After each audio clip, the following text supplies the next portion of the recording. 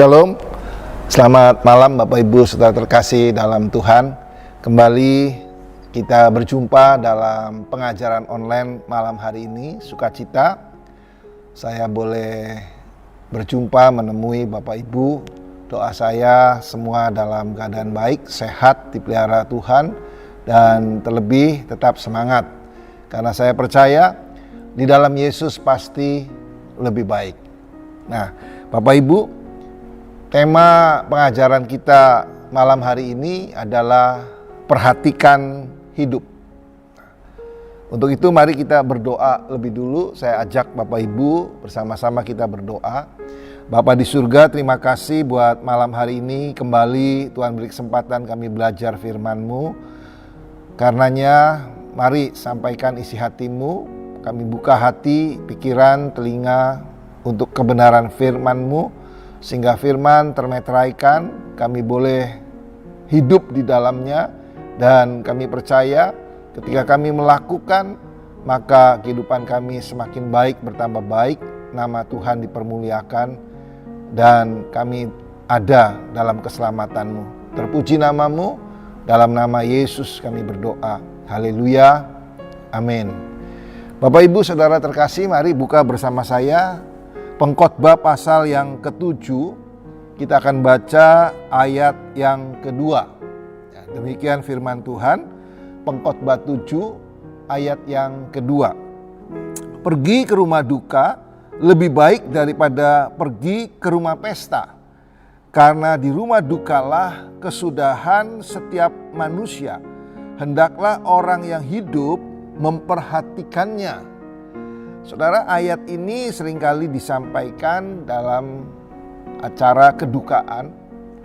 Tetapi saya percaya bahwa ayat ini, firman ini bukan hanya pada momen-momen tertentu, tetapi ayat ini juga berlaku untuk setiap momen dalam kehidupan kita.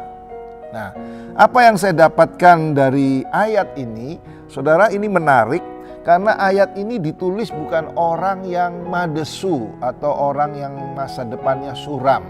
Ayat ini bukan ditulis oleh orang yang gagal, oleh orang yang miskin, oleh orang yang tidak berdaya. Ya. Tapi ayat ini ditulis, kita tahu bahwa penulisnya adalah pengkhotbah. Ya. Salah satu anak dari Raja Daud. Pastinya saudara, ada bobot, ada kualitas, ada makna yang harus kita pelajari, harus kita dalami dari ayat ini. Dan saya percaya di dalamnya ada satu kebenaran yang perlu saudara dan saya ketahui. Kenapa? Karena penulis pengkhotbah ini punya otoritas, punya kuasa, punya kedudukan. Ya, dia kaya, dia bisa melakukan segala hal di dalam kehidupannya sebagai raja. Tetapi justru dia menasehatkan, kalau kita membaca judul perikopnya adalah hikmat yang benar. Ya. Jadi saya percaya di dalamnya ada satu hikmat yang harus kita gali, yang harus kita dapatkan. Ya, sekali lagi saya akan baca buat Bapak Ibu Saudara. Pergi ke rumah duka lebih baik daripada pergi ke rumah pesta. Karena di rumah dukalah kesudahan setiap manusia. Hendaklah orang yang hidup memperhatikannya. Ya, sebab itu judul dari pengajaran ini adalah perhatikan hidup. Ya. Mengapa kita harus perhatikan hidup? Ada 3 hal yang saya ingin sampaikan buat Bapak Ibu. Yang pertama, karena hidup itu singkat. Hidup itu singkat. Ya. Dalam Ibrani, Yakobus pasal yang ke-4 dikatakan, saya baca buat Bapak Ibu Saudara, Yakobus pasal yang ke-4, ayat yang ke-14 dikatakan, sedang kamu tidak tahu apa yang akan terjadi besok, apakah arti hidupmu? Hidupmu itu sama seperti uap yang sebentar saja kelihatan, lalu lenyap. Ya. Yakobus menulis bahwa hidup itu seperti uap, sebentar kelihatan, lalu lenyap. Artinya kita tidak pernah tahu sampai kapan, sampai di mana, sampai batas umur berapa saudara dan saya diberi kesempatan untuk hidup. Sewaktu-waktu kalau sudah waktunya, kalau sudah saatnya Bapak panggil pulang kita, maka saudara dan saya harus siap untuk kembali ke rumah Bapak. Makanya dikatakan bahwa hidup ini singkat. Sehingga apa yang saya dapatkan dari ayat ini, saya dapat pengertian bahwa hidup itu bukan berapa lama saudara dan saya bisa hidup, bisa bertahan di dunia ini, di bumi ini. Tapi yang lebih penting dari itu, ketika kita mengerti bahwa hidup itu singkat, maka yang harus saudara dan saya perhatikan adalah sudah berapa banyak yang dapat kita perbuat, yang dapat kita lakukan dalam hidup ini. Sudah berapa besar yang kita kerjakan dalam hidup ini. Saudara, itulah yang paling penting dari nasihat ini, bahwa hidup itu seperti uap, sebentar kelihatan lalu lenyap. Nah, ketika kita tahu bahwa hidup itu singkat, maka yang harus menjadi perhatian kita adalah apa yang harus saudara dan saya kerjakan untuk mengisi waktu-waktu yang singkat ini. Nah, saudara, ada satu ayat yang baik yang terambil dalam Ibrani 13. Ibrani 13 ayat yang ke-16. Demikian firman Tuhan. Dan janganlah kamu lupa berbuat baik dan memberi bantuan, sebab korban-korban yang demikianlah yang dikenan kepada Allah. Ternyata saudara, ayat firman Tuhan dalam Ibrani menasihatkan kita, ketika hidup ini singkat, maka ada hal-hal yang harus saudara dan saya kerjakan, yaitu apa? Dikatakan janganlah kamu lupa berbuat baik dan memberi bantuan. Ternyata yang paling penting dalam kehidupan ini adalah bukan berapa lama saudara dan saya bisa hidup, bisa bertahan, tetapi seberapa besar saudara sudah melakukan kebaikan, berbuat baik, dan memberi bantuan. Itulah yang paling bermakna dalam hidup ini. Itulah yang paling bermanfaat dalam hidup ini. Saudara terkasih dalam Tuhan, ada satu kisah nyata yang dialami oleh seorang yang bernama Yuyan. Lahir pada 30 November 1996. Saudara, entah mengapa anak Yuyan ini ditelantarkan sampai ditelantarkan di satu lapangan rumput, saudara, sampai ditemukan oleh seorang pemuda lajang yang miskin, tidak punya penghasilan tetap atau pekerjaan tetap. Ya, boleh dibilang mungkin seorang tunawisma atau pengemis, Bapak Ibu Saudara. Nah, ketika pemuda ini melihat bayi Yuyan ini, hatinya tergerak oleh belas kasihan. Sekalipun dia sadar bahwa dia tidak punya cukup uang atau bekal untuk merawat, membesarkan, tetapi karena belas kasihannya yang tinggi, sehingga pemuda ini pada akhirnya mengambil dan merawat, membesarkan anak Yuyan ini. Dengan apa yang ada, dengan apa yang dia miliki, Bapak Ibu Saudara. Nah, kemudian apa yang terjadi? Saudara, pada Mei 2005, anak Yuyan ini sakit, Bapak Ibu Saudara. Dan kemudian dibawa ke dokter, diperiksa, dan dokter menemukan bahwa ada leukemia yang ganas yang sedang menyerang anak Yuyan ini, Bapak Ibu Saudara. Dan kemudian ditanyakan untuk pengobatan, untuk biaya operasi dan sebagainya, disebutlah 300.000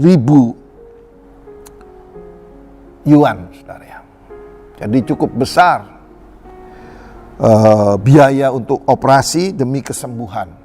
Nah, saudara, pemuda lajang ini yang merawat, yang membesarkan, yang sudah menganggap Yuyan ini sebagai anak dan Yuyan ini menganggap dia sebagai ayahnya, pulang dengan hati yang sedih karena sadar dia tidak cukup punya banyak uang. Begitu juga dengan Yuyan, Bapak Ibu Saudara. Anak ini juga tahu keberadaannya, tahu bahwa ayahnya tidak mampu, sehingga dia bilang kepada ayahnya yang merawatnya, dikatakan sudah tidak apa-apa. Dia mau meninggal saja supaya tidak menjadi beban, tidak menjadi pergumulan atau kesedihan buat ayahnya. Yuyan ini hanya bilang satu hal, dia punya permintaan, yaitu minta difoto bareng. Nah, saudara, singkat cerita akhirnya Yuyan ini difoto berdua bersama ayahnya. Dan sekali waktu, Bapak Ibu Saudara, ada seorang wartawan yang dengar kisah itu, kemudian berusaha menjumpai dan mendapatkan mereka. Nah, singkat cerita Bapak Ibu Saudara, foto itu akhirnya diekspos. Foto itu akhirnya dimuat di koran yang wartawan ini bekerja. Dan luar biasa, sambutannya luar biasa Bapak Ibu Saudara, terkumpullah donasi 560.000, jauh melampaui yang dibutuhkan 300.000. Saudara, kemudian dilakukanlah operasi sebagaimana yang dokter anjurkan. Nah, dokter yang menangani operasi ini Dr. Si Min, saudara. Dan pada akhirnya Dr. Si Min ini mengangkat Yuyan sebagai anak angkatnya. Tapi apa yang terjadi Bapak Ibu Saudara? Kesembuhan yang diterima tidak berangsur lama. Ya. Kembali Yuyan ini sakit. Tetapi saudara, apa yang dilakukan oleh Yuyan adalah dia menulis sebuah wasiat Bapak Ibu Saudara. Dan di dalam wasiat itu dikatakan bahwa donasi yang terkumpul, kelebihan atau sisa dari donasi yang terkumpul, dia katakan bahwa dia akan berikan untuk sekolah. Dia akan berikan untuk palang merah. Dia akan berikan untuk semua penderita leukemia. Dan dia katakan kalau dia mati, maka tulis di batu nisannya, aku pernah datang dan aku sangat patuh. Saudara, pada akhirnya Yuyan meninggal pada tanggal 22 Agustus 2005. Singkat sekali hidupnya, hanya 9 tahun. Tapi yang luar biasa, kisah ini menjadi satu kisah inspiratif. Bagaimana seorang anak, dia bisa berbuat lebih dari apa yang bisa dipikirkan oleh seorang anak. Sebab itu saudara, ini menjadi satu motivasi rema buat kita. Bahwa selagi kita hidup, ayo kita berbuat baik. Berbuat baik tidak perlu tunggu saudara dan saya harus kaya. Berbuat baik tidak selalu kita harus tunggu semua lengkap, semua tersedia. Kalau kita belajar dari kisah Yuyan, maka sesungguhnya saudara dan saya bisa berbuat baik kapan saja. Ya. Setiap saat dalam hidup saudara dan saya. kita bisa melakukan hal-hal yang kecil, hal-hal yang sederhana. Kalau kita lihat lagi dari kehidupan Yesus di muka bumi, maka Alkitab mencatat bahwa Yesus selalu berbuat baik. Dimanapun Yesus berada, dia selalu berbuat baik. Dia selalu menolong orang-orang. Saudara, dalam berbuat baik, memberi bantuan, tidak harus bicara materi, tidak harus bicara uang. Tapi ketika saudara memberi satu perhatian, ketika saudara menyediakan waktu untuk seseorang bercerita tentang pergumulannya, ketika saudara memberi satu nasihat, ketika saudara memberi satu jalan keluar, maka sesungguhnya saudara juga sudah berbuat baik. Maka sesungguhnya bahwa saudara juga sudah memberi bantuan kepada orang tersebut. Terlebih kalau Bapak Ibu diberi kesempatan untuk melakukan sesuatu dengan tindakan, dengan perbuatan, maka itu yang berkenan di hadapan Tuhan. Sebagaimana Ibrani 13 dikatakan, dan janganlah kamu lupa berbuat baik dan memberi bantuan, sebab korban-korban yang demikianlah yang berkenan kepada Allah. Yang kedua, Bapak Ibu Saudara, mengapa kita harus perhatikan hidup? Karena yang kedua saya ingin sampaikan, hidup itu ada kelanjutannya. To be continued. Sebagai orang percaya di dalam Yesus Kristus, kita tahu bahwa kematian bukan akhir dari segala-galanya. Tapi kematian adalah awal kehidupan baru bersama dengan Yesus Kristus Tuhan. Ya. Dalam surat Tesalonika dikatakan, kita akan baca sebentar, 1 Tesalonika pasal yang keempat. 1 Tesalonika pasal yang keempat, ayat yang ke-16 dan 17.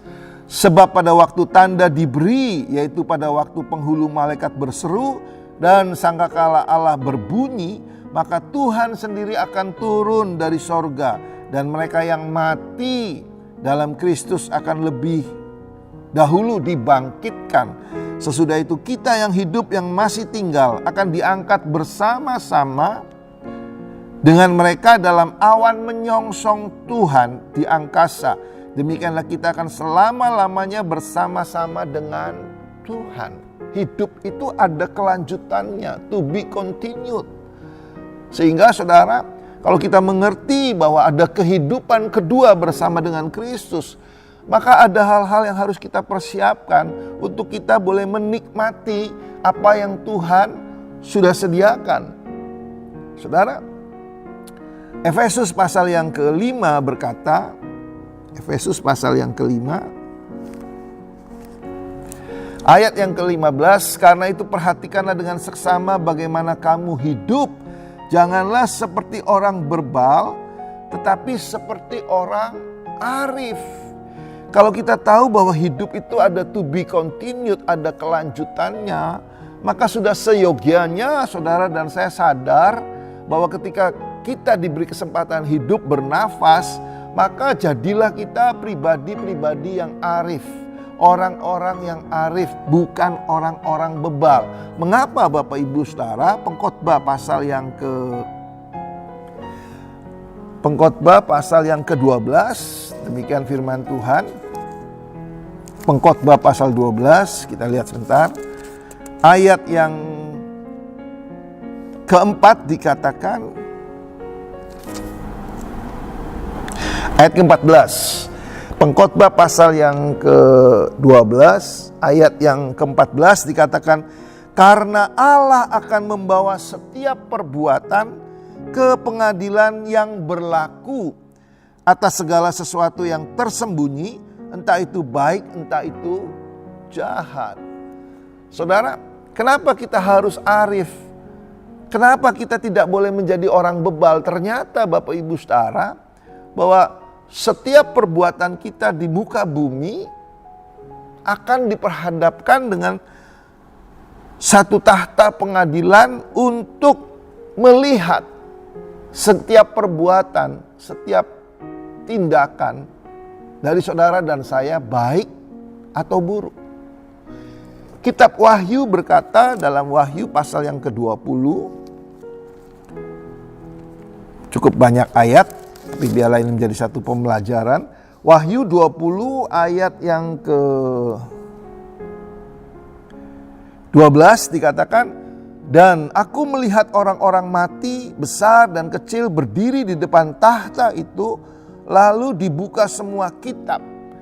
Dan dibuka juga sebuah kitab lain, yaitu kitab kehidupan. Dan orang-orang mati dihakimi menurut perbuatan mereka berdasarkan apa yang ada tertulis di dalam kitab-kitab itu. 15. Dan setiap orang yang tidak ditemukan namanya tertulis dalam kitab kehidupan itu, ia dilempar ke dalam lautan api. Saudara, ternyata ada sanksi yang akan kita terima ketika saudara diberi kesempatan hidup, kita tidak melakukan sesuatu. Yang pertama dikatakan berbuat baik, memberi bantuan. Yang kedua, ketika hidup saudara dan saya menjadi ugal-ugalan, kita menjadi orang-orang yang bebal, yang tidak arif, yang tidak mau dengar-dengaran, maka Wahyu berkata ada satu resiko yang kita akan terima. Wahyu pasal 21 ayat 21 ayat 27 dikatakan, tetapi tidak akan masuk ke dalamnya sesuatu yang najis atau orang yang melakukan kekejian atau dusta, tetapi hanya mereka yang semuanya tertulis di dalam kitab kehidupan anak domba.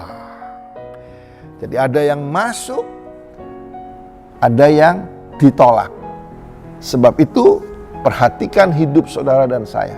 Hari-hari ini kita diperingati bahwa kedatangan Yesus sudah semakin dekat. Dan ketika itu terjadi, maka apa yang tadi saya sampaikan, bahwa kehidupan itu ada kelanjutannya, akan berlaku atas saudara dan saya. Yang terakhir Bapak Ibu Saudara, mengapa kita harus perhatikan hidup kita? Filipi pasal yang ke-1, Filipi pasal yang pertama ayat 21 dan 22 dikatakan, karena bagiku hidup adalah Kristus dan mati adalah keuntungan. Tetapi jika aku harus hidup di dunia ini, itu berarti bagiku bekerja memberi buah. Jadi mana yang harus kupilih, aku tidak tahu.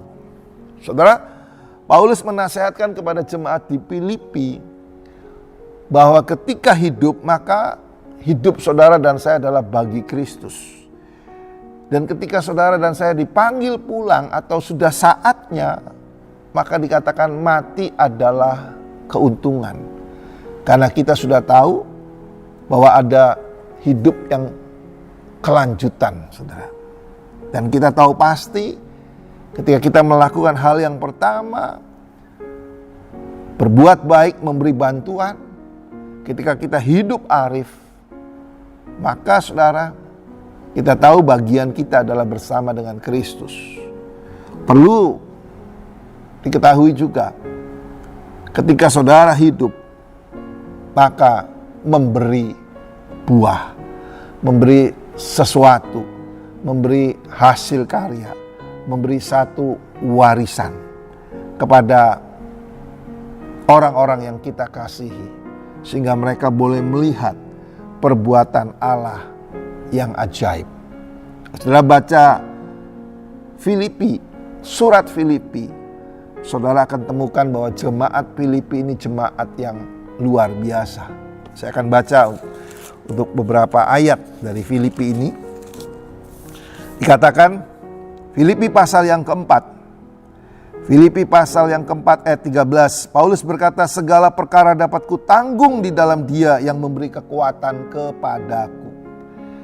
Paulus menyaksikan bahwa di tengah-tengah dia dalam penderitaan membutuhkan atau di dalam memiliki kelimpahan, dia bisa kerjakan, dia bisa lakukan semata-mata karena kekuatan Kristus. Nah, ayat 14 dikatakan, namun baik juga perbuatanmu bahwa kamu telah mengambil bagian dalam kesusahanku. Paulus memuji jemaat Filipi karena jemaat Filipi ini berbeda dengan jemaat-jemaat yang lain. Ya. Tapi jemaat Filipi ini jemaat yang mau mengambil bagian di dalam pekabaran Injil.